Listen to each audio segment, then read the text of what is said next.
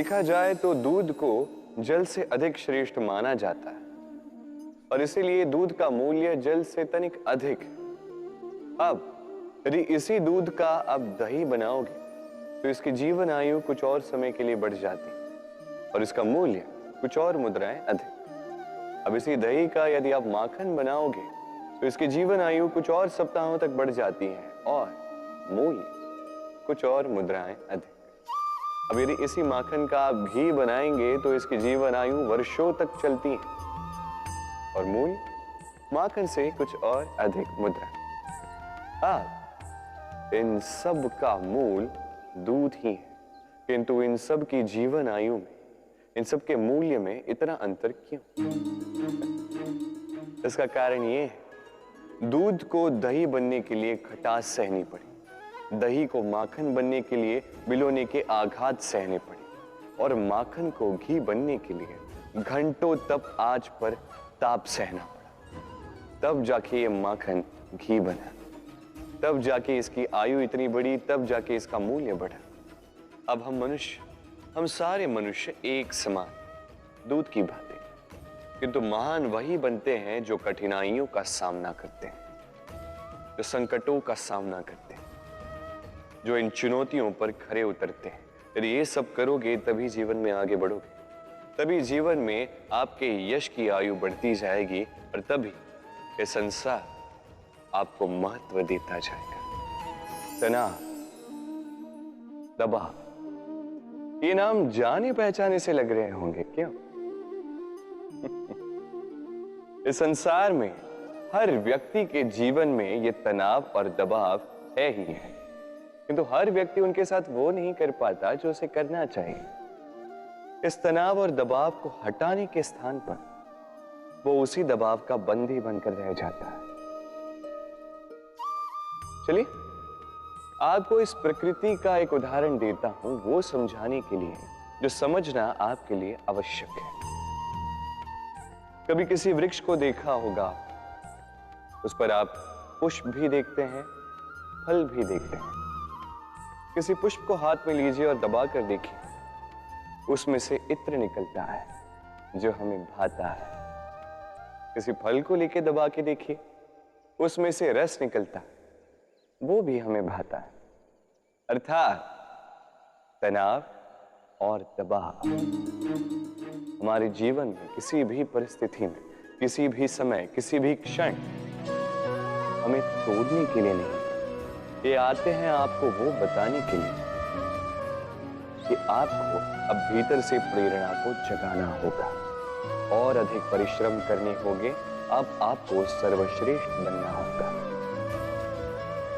तो कभी भी इस तनाव और दबाव से दूर मत भागिए। मान लीजिए कि ये जीवन का अंग है, इसे सकारात्मक रूप से देखना सीख जाए। यदि ये आपने सीख लिया तो विश्वास कीजिए, आपका वास्तविक विकास यहीं से आरंभ होगा।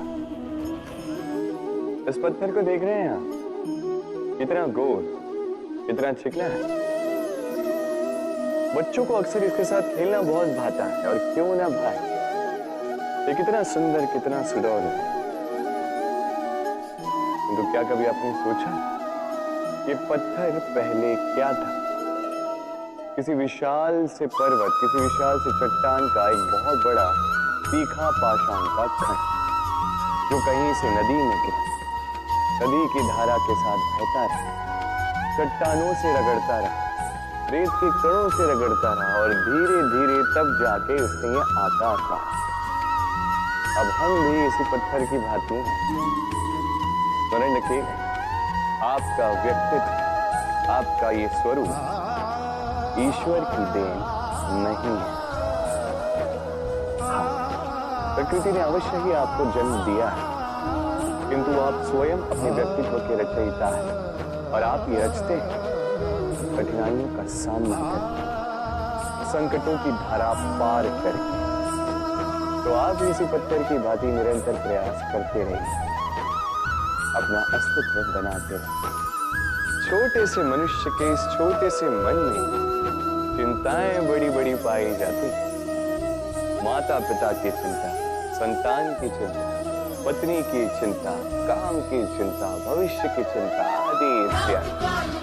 मनुष्य का ये चिंताओं का पिटारा, किंतु धीरे धीरे यही चिंता पिता बनकर व्यक्ति को समाप्त करती है। चलिए आपको एक बात स्मरण कराता हूं, बात जो आप पहले से ही जानते हैं। कैसी विचित्र बात है, देखिए आप इस संसार में आने से पूर्व भी ये संसार था। आप इस संसार से जब जाएंगे इसके पश्चात भी संसार रहेगा।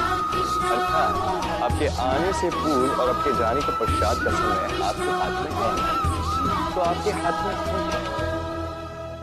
आपके हाथ में है वो समय जिसे आप अभी जी रहे हैं, वो समय जहां आप मुझे सुन रहे हैं, वो समय जहां मैं आपसे बात कर रहा हूं। बस यही आपके हाथ में है। अब इसका आप क्या करेंगे? चिंता करके नष्ट करेंगे?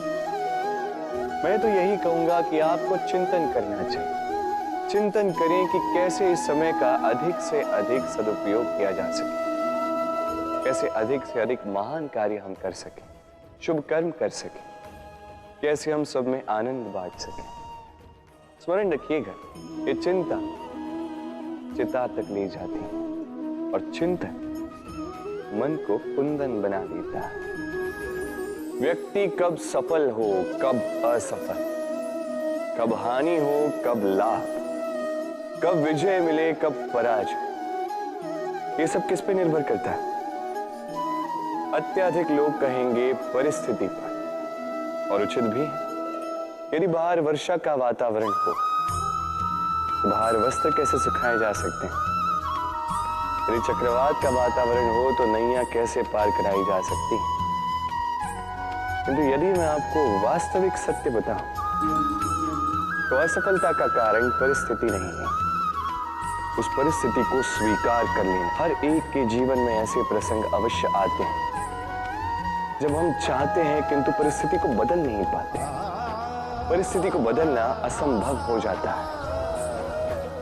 ऐसे में उपाय एक ही है, परिस्थिति को नहीं, मनस्थिति को बदलें। फिर देखिए सब कुछ शुभ होगा, क्योंकि यही मनस्थिति आपके जीवन का सबसे बड़ा संबल, सबसे बड़ा सहारा है। देखिए अपयश, असफलता हर एक के जीवन का भाग है ही है, किंतु आपको निरंतर प्रयास करते रहने होंगे। पुनः खड़ा होकर आगे बढ़ना होगा, तभी सफलता मिलेगी। फिर इतना सरल होता सफलता पाना तो हर कोई सफल होता। क्यों? कहते हैं जीवन में संबंधों में गणित नहीं है, और उसे तो कहते प्रेम संबंधों में हानि, लाभ, गुना, भाग ये सब आ जाए तो सब कुछ केवल व्यापार ही तो बन जाता है। ये सारा खेल बन जाता है केवल अंक, और ये जीव निश्चित रूप अंक गणित नहीं। इस जीवन में आनंद को बढ़ाना, पीड़ाओं को घटाना अंक गणित का नहीं, व्यवहार और प्रेम का खेल। कभी किसी के सर पे हाथ रख के उसे शुभकामनाएं ही देता, कदाचित वो उसे इतना आनंदित कर दे कि वो इस संसार को जीते। कभी आपके मुख से किसी के लिए कुछ कटाक्ष निकल जाए, और कदाचित वो उसे इतनी पीड़ा दे दे कि वो इस संसार में कुछ भी ना कर पाए। कभी भी जीवन में इन संबंधों में गणित को न लाए, कभी नहीं। न हानि, लाभ, न गुना, भाग। स्मरण रखिएगा, इस संसार में ऐसा कोई समीकरण नहीं जिसका हल ना हो। बस देरी है तो उसे ढूंढने की। राधे राधे।